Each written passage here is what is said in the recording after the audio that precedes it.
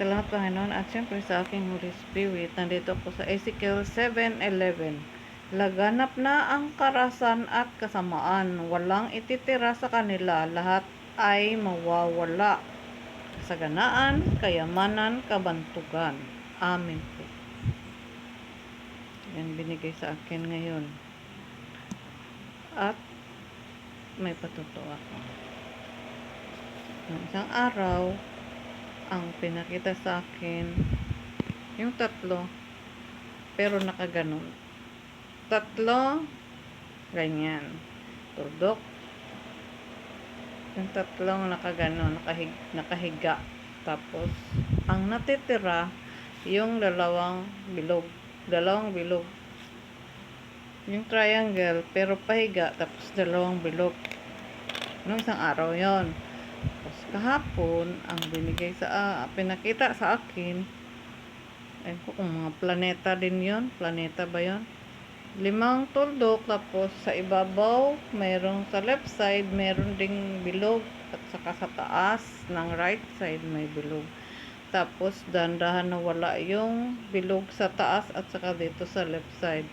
Tapos yung sunod-sunod na 5,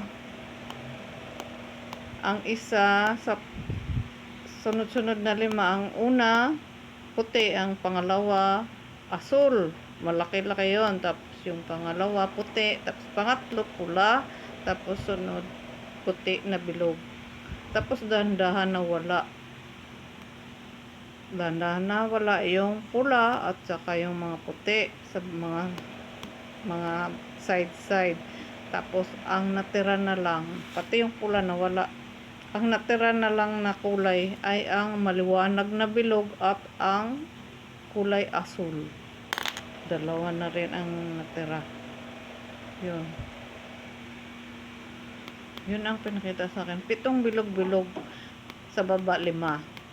Tapos yung una puti, tapos pangalawa asul, tapos puti na bilog, tapos pula na bilog, tapos na bilog, puti. Dandahan silang nawala. Tapos yung dalawa sa taas, left and right, tapos dandahan nawala. Nag-react yung spirit ko. Dandahan nawala yung mga puti sa babaw.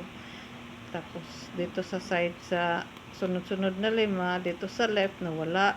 Tapos yung sa right naman nawala. Tapos yung pula nawala. Tapos ang natira puti at saka asul. Puting bilog na liwanag at saka asul.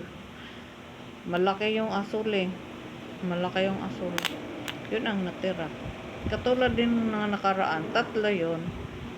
Triangle pahiga. Tapos pag kinunik mo sila, triangle na parang